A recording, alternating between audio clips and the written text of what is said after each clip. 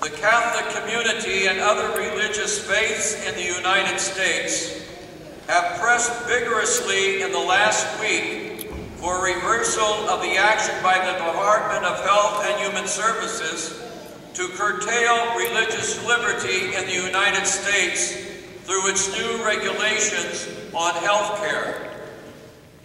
On Friday, the President announced a new framework for approaching this issue that may be the beginning of reaching a solution to this difficult issue.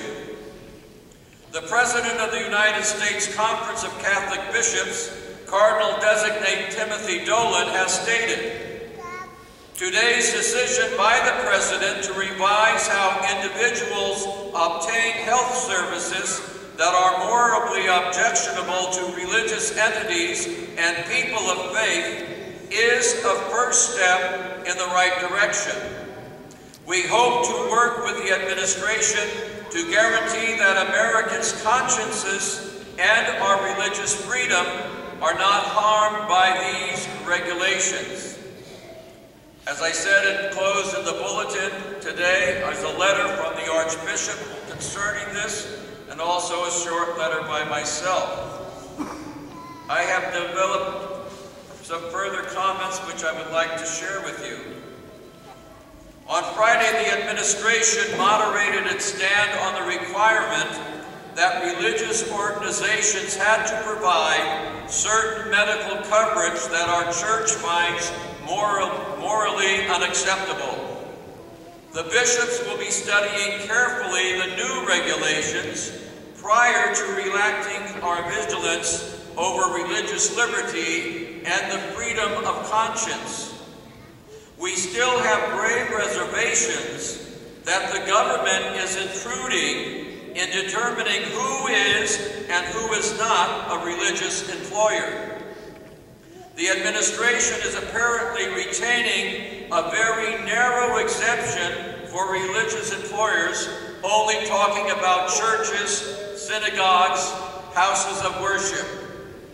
It is keeping the term non-exempt religious organizations, giving the government a role in determining what or who is religious enough for full religious liberty and freedom of conscience.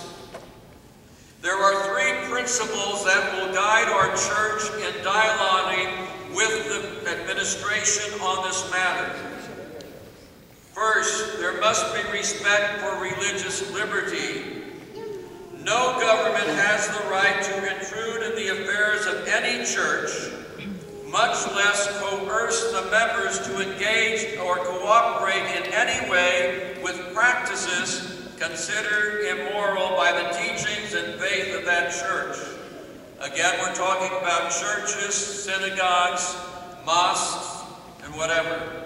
Second, it is the place of the church, not the government, to define its religious identity and mission.